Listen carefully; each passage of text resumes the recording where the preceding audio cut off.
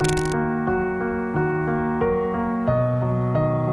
Friends, स्वागत है आपका मेरे YouTube channel Bihar board classes में। हम लोग जानेंगे क्लास 12 का first topic set relation and function के बारे में। तो आइए समझते हैं। सबसे पहले सेट किसे कहते हैं। It is a collection of well defined objects of same kind. ये बेसिकली डिफिनेशन है डिनोटेड बाय कैपिटल लेटर। ये कैपिटल लेटर से डिनोट किया जाता है। यहाँ पर नोटेशन आप देख सकते हैं। अगर ये एक एलिमेंट है, वो अगर सेट ए से बिलोंग कर रहा है तो ए बिलोंग टू ए, ये is element of set A.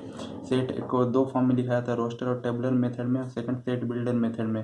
Roster और टेबुलर मेथड में सेट में अगर जितने भी एलिमेंट है वो सारे एलिमेंट्स को दिखाया जाता है, इसे करली ब्रैकेट्स कहते हैं।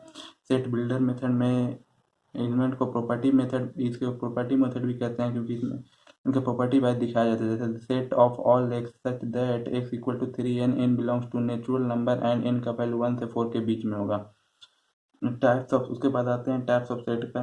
टाइप्स ऑफ सेट में सबसे पहले नल सेट और एम्पटी सेट। अगर कोई भी सेट में अगर एक भी एलिमेंट नहीं हो तो उसे नल सेट या एम्पटी सेट कहते हैं। उसके बाद आता है सिंगलटन सेट। सिंगलटन सेट के अगर किसी भी सेट में वन एलिमेंट हो तो सिंगलटन सेट कहते हैं। उसके बाद आता है फाइनाइट सेट। फाइनाइट सेट में अगर किसी भी सेट का element number of elements countable होता है उसे फाइनाइट सेट कहते हैं। उसके बाद आता है इनफाइनाइट सेट। अगर किसी भी सेट का एलिमेंट्स नॉन काउंटेबल होता है उसे इनफाइनाइट सेट है। उसके बाद आता है equal sets. Equal sets, two sets are equal if each element of A is element of B and each element of B is element of equal तब होगा जब number of elements in set A equal to number of elements in set B। जब NA equal to NB हो जाएगा, साथ में जो element ए में वही एलिमेंट बी में भी होना चाहिए। उसके बाद आता है इक्विवेलेंट सेट। इक्विवेलेंट सेट में सिर्फ ये n A equal to n B होना चाहिए बस। Two sets are equivalent if their number of elements are equal only. सिर्फ नंबर ऑफ एलिमेंट्स इक्वल होना चाहिए। नंबर ऑफ एलिमेंट सिर्फ इक्वल होना चाहिए। इसमें जो भी एलिमेंट है कोई जरूरी नहीं कि वो सेम हो। मतलब जैसे अगर सेट ए में 1 2 3 4 होता है, सेट बी में ए बी सी डी। इसमें देखिए एन ए का वैल्यू 4 है, एन बी का वैल्यू 4 है, तो ये इक्विवेलेंट सेट है। उसके बाद आता है order of the set. Order of set में टोटल नंबर ऑफ एलिमेंट्स है। इसमें टोटल कोई भी सेट का जितना एलिमेंट्स है उसको ऑर्डर ऑफ द सेट कहते हैं। इसका नोटेशन एन ए और ओ ए से दिखा सकते हैं। इसको कार्डिनल नंबर भी कहते हैं। जैसे ए अगर सेट है उसके अंदर 2 3 4 5, तो इसका एन ए का वैल्यू 4 हो जाएगा। उसके बाद आता है सब सेट। अगर एक सेट है 1 2 3 और उसमें से अगर वही उसी का एलिमेंट बी में अगर 1 और 2 बन रहा है तो उसे सबसेट कहते हैं, और एक सुपर सेट यहाँ पे कहेंगे। B B the subset of, ये मेनली नोटेशन है सबसेट को दिखाने का। नंबर ऑफ द सबसेट के बारे में बात करते हैं। अगर कोई सेट एक्स है और अगर एन एलिमेंट्स कंटेन कर रहा है तो total number of subset 2 to the power n होगा। ये बेसिकली फॉर्मूला है जो याद रखना है। एग्जाम्पल के रूप में एक्स इक्वल टू 1 2 3 4 अगर सेट के अंदर एन एस का वैल्यू 4 है तो नंबर ऑफ सबसेट कितना बनेगा 2 टू द पावर 4 16। उसके बाद आता है प्रॉपर सबसेट। प्रॉपर सबसेट में ए सबसेट का बी ए बी का सबसेट हो but A not equal to B हो। इम्प्रॉपर सबसेट में ए सबसेट हो बी का but and A equal to B हो। मतलब A the subset of B और इक्वल टू बी दोनों हो। Power of the set, it is set containing all the subset of any set and is represented by P A. इसका मतलब ये हुआ कि अगर पावर सेट का मतलब ये हुआ it is set containing all the subset of any set.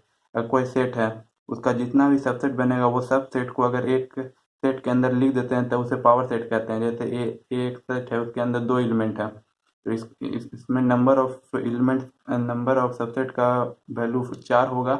वही 4 सबसेट को अगर किसी एक सेट के अंदर लिख देते हैं तो उसको पावर सेट कहते हैं। जैसे इसमें नंबर ऑफ सबसेट का वैल्यू 4 है, एक 5 है, एक होगा, एक 2 होगा, एक 1 और 2 दोनों होगा।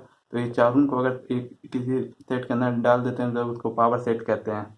उसके बाद आता है अगर दूसरा एग्जांपल देखिए एक्स इक्वल टू, अगर इसमें एन एलिमेंट्स है x1 से लेके xn तक ला, देन एन पी एक्स जो नंबर ऑफ पावर सेट का जो नंबर होगा 2 टू द पावर n होगा। ये अगर एक एग्जांपल के रूप में देखें, अगर एक सेट है 1 2 3, देन पावर सेट इसका होगा 5। एक 1 होगा, एक 2 होगा, एक 3 होगा, फिर एक 1 2 होगा, फिर एक 1 3 होगा, फिर इसके बाद 2 3 होगा एक, उसके बाद फिर 1 2 3 होगा। तो n p value 2 to the power n A मतलब number of the subsets, number of elements in set है 2 to the power 3 equal to 8 हो गया। उसके बाद आता है algebra of the sets. Algebra of sets में सबसे पहले बात करते हैं union of two sets. Union का ऐसे रिप्रेजेंट किया जाता है A union B. Union B का मतलब हुआ the set of all x's that x belongs to A. ये मेनली साइन बिलोंग्स का है, बिलोंग्स टू का, एक्स बिलोंग्स टू ए और एक्स बिलोंग्स टू बी। जैसे ए एग्जाम्पल के ए अगर एक सेट है जिसमें 1 2 3 एलिमेंट है, बी अगर एक सेट है जिसमें 2 3 4 है, तो ए यूनियन बी दिखाना है तो दोनों सेट के एलिमेंट को जोड़ के दिखाएंगे। तो इस 1 2 3 और 4 है, ये दोनों 1 2 3 और 4, ये चारों दोनों सेट का कॉम्बिनेशन है। उसके बाद आता है intersection of two set. Intersection of two set को ऐसे रिप्रेजेंट किया जाता है, intersection of two set plus the set of all x is such that का ऐसा है that x belongs to a and x belongs to b। अगर एक सेट ए में अगर 1 2 3 एलिमेंट है, बी में अगर 2 3 4 एलिमेंट है, देन ए इंटरसेक्शन बी होगा जो दोनों में से कॉमन एलिमेंट होगा। तो दोनों में कॉमन एलिमेंट 2 और 3 है, तो वही 2 और 3 यहाँ लिखा गया है। आगे बात करते हैं difference of the two sets. Difference of two sets, अगर मान लिया कोई दो सेट ए और बी है तो ए माइनस बी लिखेंगे। The set of all x such that x belongs to A and x not belongs to B, means A intersection B dash. B minus A को भी वैसे ही लिखेंगे, x set of all x such that x belongs to B and x not belongs to A, B intersection A dash. जैसे अगर A एक set है 1 2 3 and B equal एक सेट है 2 3 4, देन ए माइनस बी होगा कि जो ए माइनस बी होगा जो सिर्फ ए से एलिमेंट है वही बिलोंग करे, बी का सारा एलिमेंट को हटा दिया जाए। तो बी का सारा एलिमेंट 2 3 4 है, तो ए में से 2 3 4 हटा दे तो 4 तो है ही नहीं, तो पहले ही हट गया। 2 3 हटा देंगे तो सिर्फ 1 बचेगा, इसलिए 1 लिखा गया है। बी माइनस ए मतलब ए का सारा एलिमेंट हटा दिया जाए, तो ए का सारा बी में से, तो बी का एलिमेंट है 2 3 और 4, इसमें से ए का सारा एलिमेंट, ए का एलिमेंट क्या चाहिए 2 और 3, तो 2 और 3 इसमें से हटा दिया जाएगा तो फिर बचेगा 4, इसलिए यहाँ 4 लिखा गया है। उसके बाद आता है कॉम्प्लीमेंट्री सेट्स है। कॉम्प्लीमेंट्री सेट का नोटेशन ए डैश या ए के ऊपर लिखते हैं सी, मीन्स ए को छोड़कर। अगर कोई यूनिवर्सल सेट है, किसी यूनिवर्सल सेट मान लें जो ए से बड़ा है, तब उस सेट में यूनिवर्सल सेट में ए को छोड़कर बाकी सारे जो आएंगे वो कॉम्प्लीमेंट्री सेट होंगे। तो ए कॉम्प्लीमेंट का set of all x that x belongs to universal set but x not belongs to A, x A से नहीं बिलोंग करना चाहिए, मीन्स यू माइनस ए। यहाँ पर यू यूनिवर्सल सेट है। डिसजॉइंट सेट के बारे में बात करते हैं। डिसजॉइंट सेट में ए इंटरसेक्शन बी, जो भी सेट दो सेट के बीच आ गया इंटरसेक्शन बी फाई आ गया तो उस समय दोनों सेट आपस में डिसजॉइंट हैं। उसके बाद आता है operation on sets. Operation on sets में सबसे पहले आता है commutative law. A union B को बी यूनियन ए भी लिख सकते हैं, इंटरसेक्शन बी को बी इंटरसेक्शन ए भी लिख सकते हैं। उसके बाद आता है associative law. A union B union C को A union B union C, bracket change कर सकते हैं, ब्रैकेट का plus A intersection B intersection C को ए इंटरसेक्शन बी इंटरसेक्शन, मतलब ए बी में जो इंटरसेक्शन था उसको ब्रैकेट बी और बी सी में ला सकते हैं। उसके बाद आता है distributive law. A union B intersection C को ए यूनियन बी, उसके बाद इंटरसेक्शन का इंटरसेक्शन और ए यूनियन सी ऐसे लिख सकते हैं। A intersection B union C को ए इंटरसेक्शन बी, उसके बाद फिर यूनियन है तो यूनियन, फिर ए इंटरसेक्शन सी। उसके बाद आता है De Morgan's law. A union B का अगर कंप्लीमेंट लिखना है तो वो किसके बराबर होगा, ए का कंप्लीमेंट इंटरसेक्शन बी के कंप्लीमेंट। ए इंटरसेक्शन बी का कंप्लीमेंट अगर लिखना है तो वो किसके बराबर होगा, ए का कंप्लीमेंट यूनियन बी का complement. A union A dash universal set होता है, A intersection A dash five होता है, और एक ए का ए कंप्लीमेंट का अगर फिर से कंप्लीमेंट लेते हैं तो वो ए ही आ जाएगा। ए इंटरसेक्शन ए का अगर खुद के साथ इंटरसेक्शन कराए, कोई भी सेट का खुद के साथ इंटरसेक्शन होगा तो ए ही आएगा, अगर कोई भी सेट का खुद के साथ यूनियन भी होगा तब भी यही आएगा। कुछ इंपॉर्टेंट रिजल्ट है जो आपको याद रखना जरूरी है। Number of elements in A union B को में देखें तो n A plus n B minus n A intersection B अगर ज्वाइंट सेट है, और n A union B equal to n A plus n B if n A plus n B अगर disjoint set है। अगर n A intersection B अगर five है तो सिर्फ n A plus n B करके number of elements in A union B निकाल सकते हैं। उसके बाद बात करते हैं रिलेशन पर। Relation A and B are two non empty set. A और बी कोई टू नॉन इम्पैटी सेट है, मतलब नल सेट नहीं है। Then rule R which associate the element of A to the element of B is called relation. तो जो ए और B के बीच में एलिमेंट होगा उसी को कहते हैं relation from A to B. अगर ए एक एलिमेंट है जो ए से बिलोंग कर रहा है, बी एक एलिमेंट है जो बी से बिलोंग कर रहा है, then relation is expressed by A related to B. A R अगर ऐसा साइन रहा तो मतलब इसका मतलब है is not related to B. For example देखते हैं, ए अगर कोई सेट है जिसके अंदर ए बी सी तीन एलिमेंट है, बी अगर सेट है 1 और 2 है, तो रिलेशन को बेसिकली ऐसे दिखाया जाता है ए क्रॉस बी। तो इसको सिर्फ कार्टेशियन प्रोडक्ट जैसे वैसे ही सिर्फ लिख देना, ए को पहले ए के साथ, फिर ए को 2 के साथ, फिर बी को 1 के साथ, और फिर बी को 2 के साथ, सी को 1 के साथ और सी को 2 के साथ। ये जो भी ब्रैकेट के अंदर है इसको कार्टेशियन प्रोडक्ट कहते हैं, जो कि एक एक्स का वैल्यू होता है एक वाई का वैल्यू होता है। अगर ये एक सेट है और बी ए सेट है। रिलेशन आर दिखाना है from A to B defined as A related to B as A equal to B square की। जो एलिमेंट्स ए में है वो बी में जो एलिमेंट्स है उसके स्क्वायर के बराबर है।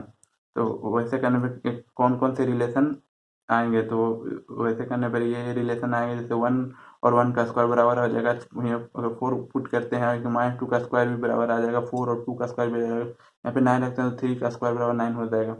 उसके बाद आते हैं डोमेन एंड रेंज पर। Domain and range R relation from A to B are expressed in terms of ordered pair. अगर ऑर्डर्ड पेयर वही कार्टेशियन प्रोडक्ट के रूप में यूज किया जा रहा है तो set of first element in relation, तो जो पहला एलिमेंट लिखेंगे उसको डोमेन कहेंगे and the set of second element in relation को रेंज कहेंगे। जैसे इसी एग्जांपल में देखिए 1 1 4 -2 4 2 और 9 3, इस पूरा को कार्टेशियन प्रोडक्ट कहते हैं। तो इसमें जो पहला एलिमेंट है इसको डोमेन कहेंगे और इसको रेंज कहेंगे। वैसे ही इसको डोमेन कहेंगे, इसको रेंज कहेंगे।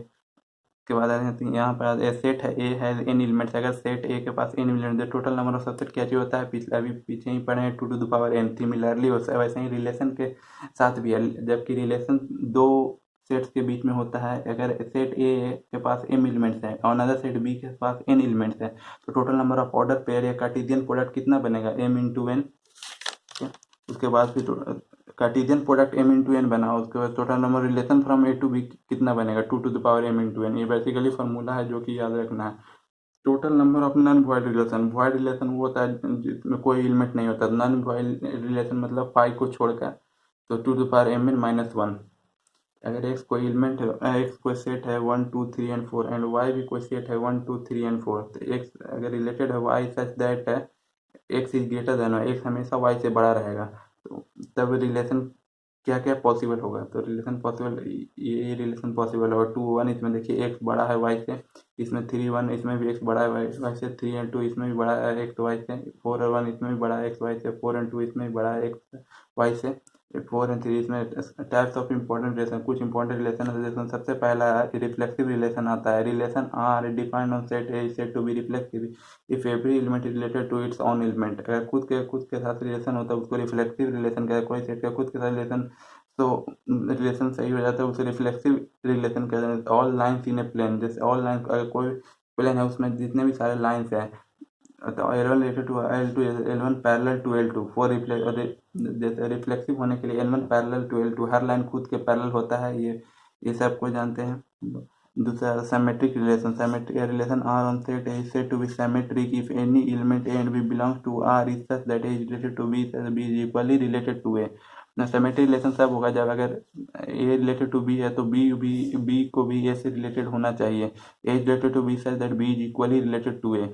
All lines in a plane, जैसे L1 related to L2 such that L1 equal to L1 parallel to L2, वैसे ही L2 पैरेलल टू L1 भी होगा। तो ये सिमेट्रिक रिलेशन, तो ये सिमेट्रिक रिलेशन है। उसे ट्रांजिटिव रिलेशन की बात करते हैं। Relation R on set A set to B transitive for element A B and C belongs to relation when A related to B and B related to C is equal to A related to C, A related to B intersection B related to C equal to A related to C। मतलब A अगर B से related है और B C से related है तो A का C से अगर रिलेशन आ जाता है तब वो ट्रांजिटिव रिलेशन। जैसे all lines in a plane, L1 अगर रिलेटेड टू L2 है सच that L1 parallel to L2 है, L2 रिलेटेड टू L3 है such that L2 parallel to L3 है।